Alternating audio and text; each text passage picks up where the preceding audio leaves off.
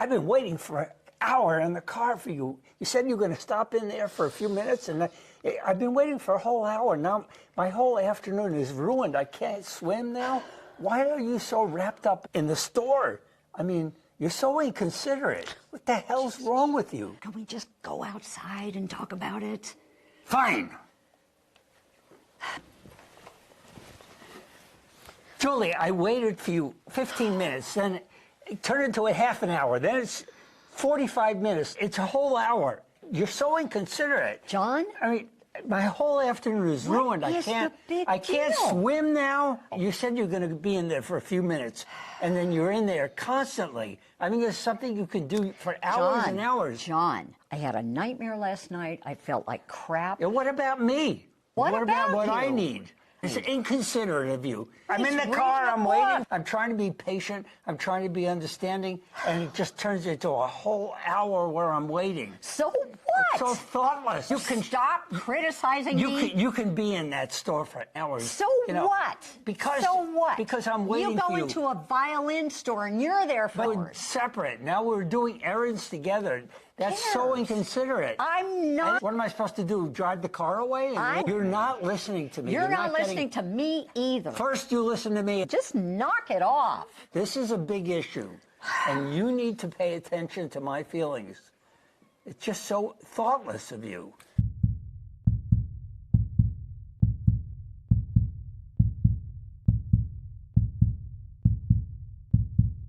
You want to talk about this fight? Yes, I really do. Let's do the aftermath.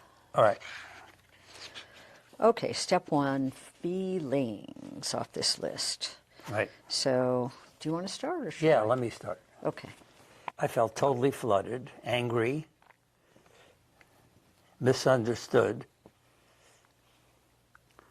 I was right and you were wrong. Righteously indignant, morally justified, unappreciated, abandoned. I felt defensive, my feelings got hurt, I got flooded, angry, misunderstood, criticized, took a complaint personally, not cared about, unsafe for sure, tense. I felt unappreciated, unattractive, because I always do, like leaving, powerless, I had no influence, lonely, ashamed, shocked. Yeah, definitely shocked. Okay. So step two, subjective realities. So my reality was that, you know, we were together in one car doing errands. We'd gone to the bank, and it was early afternoon. I heard you say, at least my perception is you said you were just going to stop in the store for a short time just to see what the sales lady had put aside for you. So I was kind of thinking it would take 10 minutes, maybe something like that. And then, so I'm waiting in the car, and, you know, I'm thinking, oh, okay, so now it's 15 minutes. And then, you know, I'm thinking, how much longer is this going to take? And, you know, it's half an hour. I'm starting to really get upset because I'm thinking the whole afternoon is going to go away, and I'm not going to be able to go swimming.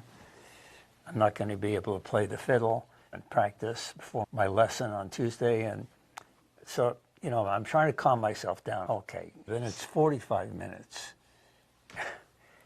And then in an hour, I really kind of lost it. I thought, no matter what happens, my afternoon is ruined.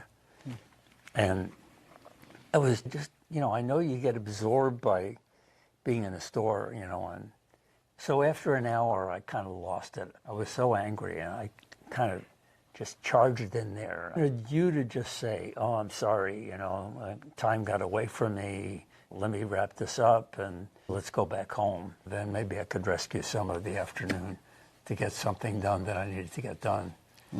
I didn't want the errand thing to take all day. That's kind of where I was at. Okay, so we were together. It started off, we were doing errands together. And I had said earlier that I was just going to be in the store for 10 minutes to look at something that the saleswoman set aside. So you were waiting in the car, and after 15 minutes, okay, after half an hour, you're starting to get uncomfortable, right? And then after an hour, you were really mad. Yeah. Because you thought the afternoon is gone, I'm Yeah. not going to be able to swim, I can't practice the fiddle Yeah. for my lesson tomorrow, and you were really fuming, you said. And then you came into the store, and you remember saying, cut this short, you felt really angry, let's stop this, let's get out of here, something like that, right?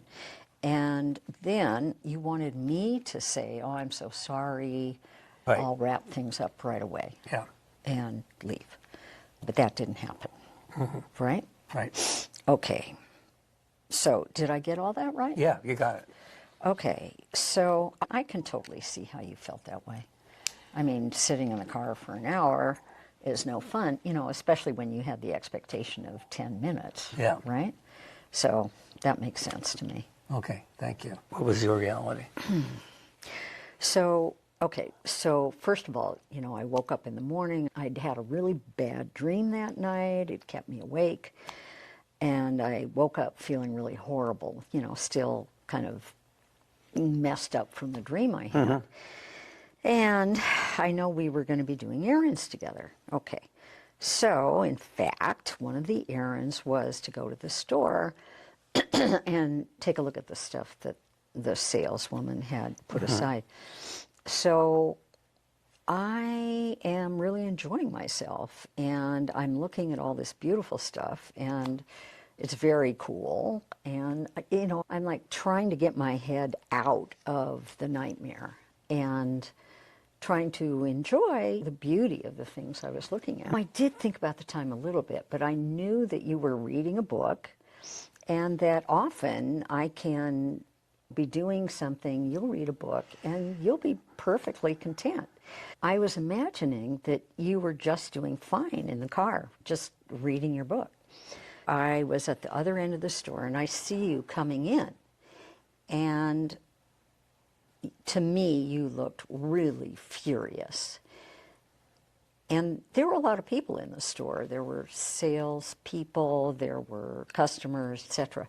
And so what I remember is I heard you say, what the hell are you doing? Why have you been in here so long? Oh my God, you know, this is ridiculous. You're spending way too much time in here. And I heard you saying it in a very loud voice.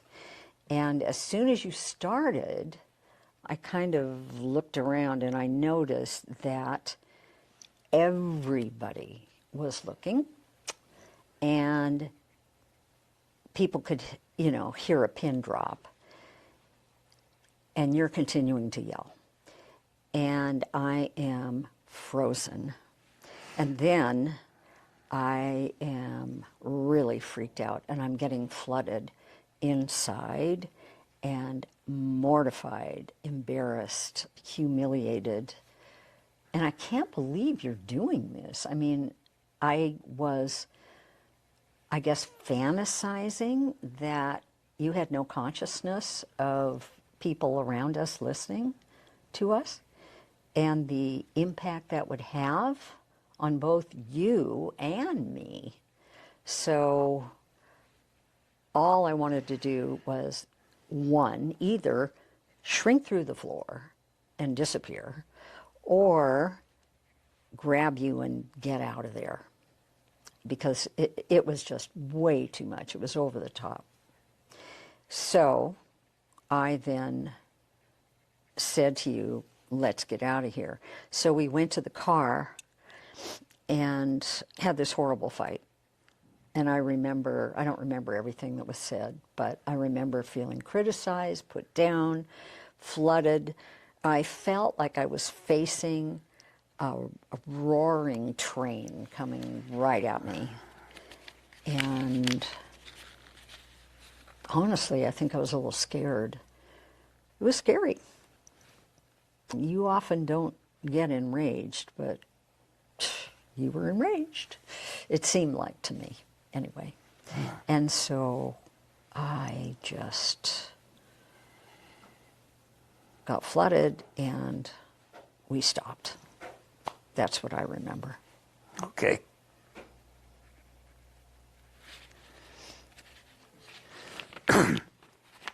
Okay, so you woke up having had a bad dream, and we were going to be doing errands together, so we just had one car, and we went to the store.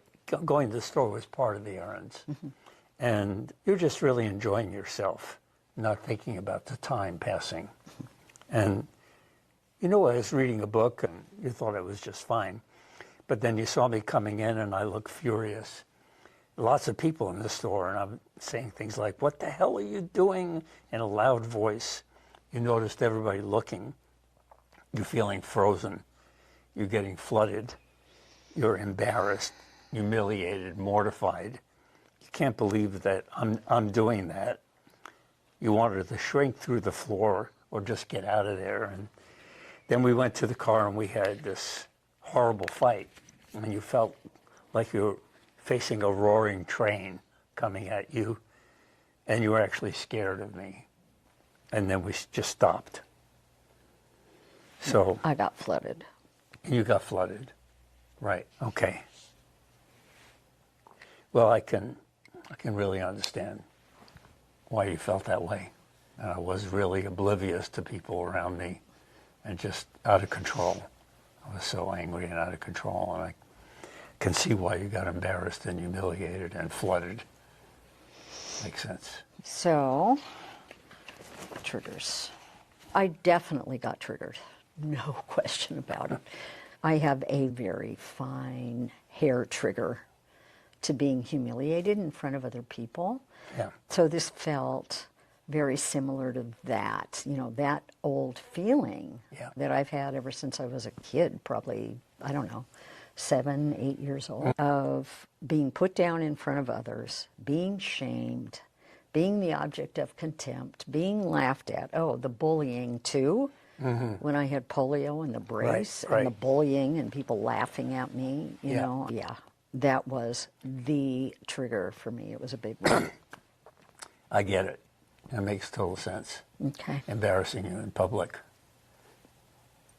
Indeed. Yeah. Okay. So what about you? I think I got triggered too. It's like, I feel so powerless nowadays. And I just read the newspaper and I feel like I'm enduring things that I can't control. And I've had it up to here with enduring things I can't control and not getting my needs met. And I think I felt that way a lot in my life. Oh, when I was powerless. bullied in high school, I had no power to affect things. I just had to endure them. And that's what got triggered for me is I've got to sit and endure things that I have no control over. And I was like a volcano that erupted. Wow. Enough of that. I'm going to take control, and I went ahead and did that, embarrassed you. I can understand how there's so much emotion and anger inside in terms of all that stuff you went through beginning when you were 12 years old in high school. I mean, it was horrible. Right. So I get that. I get how that anger really got triggered. Thank you. Responsibility. I don't think I've been a very good listener lately, and I've been stressed and kind of irritable. But I've really thought a lot about what happened there. And for me, this is a real turning point in our relationship, because I was giving myself permission to be a real jerk. I was giving myself permission to just let my emotions fly. You know, You don't have to judge yourself. I was being disrespectful toward you. And I just realized that I really needed to work on myself, that I need to really delay reacting and really engage my mind, my critical thinking, and not let myself just react to things, because I'm becoming very reactive, you know. And so I made a vow to myself, and I want to apologize to you because I respect you so much in so many different ways. I mean, you're a brilliant woman. No. You're a kind, caring, loving person. And I have an enormous amount of respect for you. And I just had to make a vow to myself that I was not going to let myself be an asshole and communicate disrespect to you in public ever again. And I've really worked on myself, you know, at that hair trigger that I have. And I'm so sorry and so ashamed about doing that to you in public. I really want to apologize. And I want to make a vow to you that that will never, ever happen again in our relationship. Wow. Well, I definitely accept that apology. Thank you. I mean, that was really tender. And I really appreciate that apology. Thank you. Yeah. Okay. Well, certainly that day I'd been very stressed and irritable. I'd not made time for good things between us. You know, we were both really busy. I don't know, maybe I hadn't been a very good listener. I definitely hadn't asked for what I needed there, for sure. I didn't ask for what I needed. Yeah. That was a biggie. I needed to be alone, too. Just, you know, as an introvert, I needed some alone time. I completely neglected what you were needing and what you were expecting.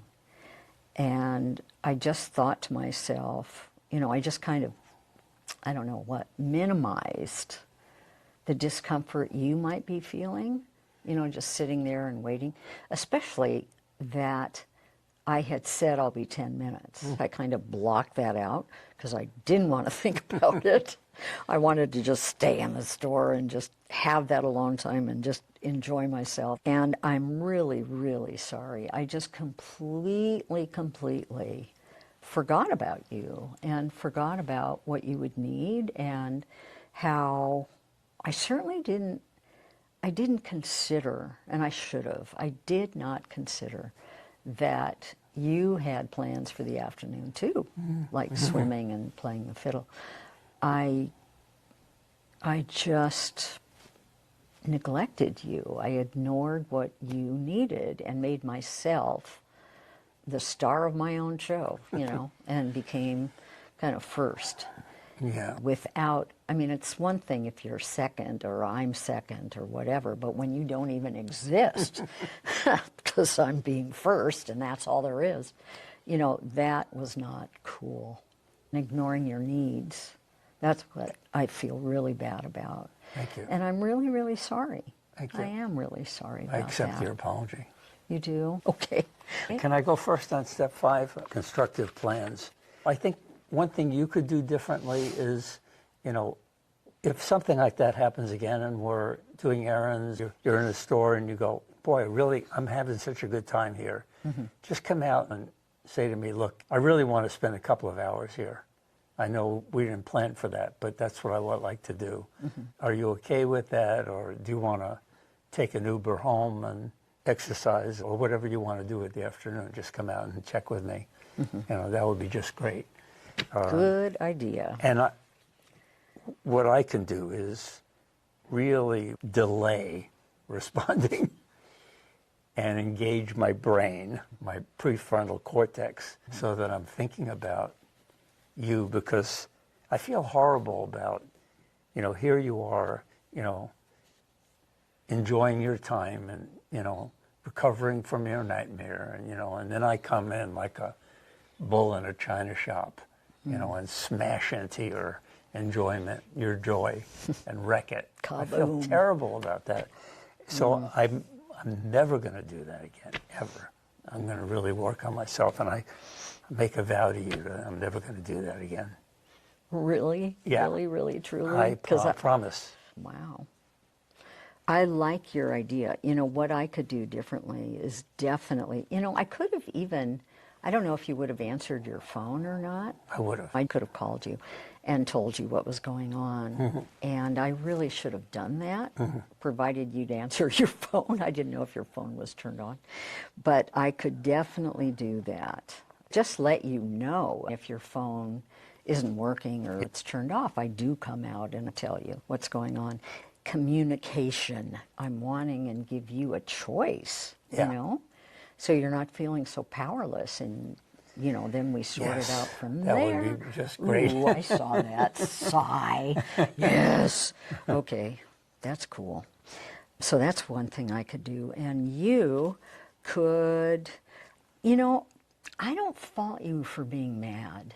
I think you should have been mad. I mean, I don't blame you for being mad. But I think if you had come into the store, not said a word, come to me and said, can we go outside? Yeah.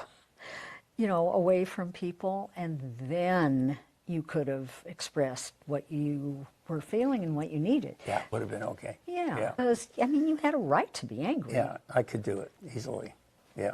Yay. Okay, deal. Okay. And that is the aftermath of a regrettable incident. Step 1, feelings. Step 2, each of your experiences, of what you experienced during that fight. Step 3, triggers. Step 4, taking responsibility. And step 5, making a future plan to avoid this from happening again. You can do it. It works.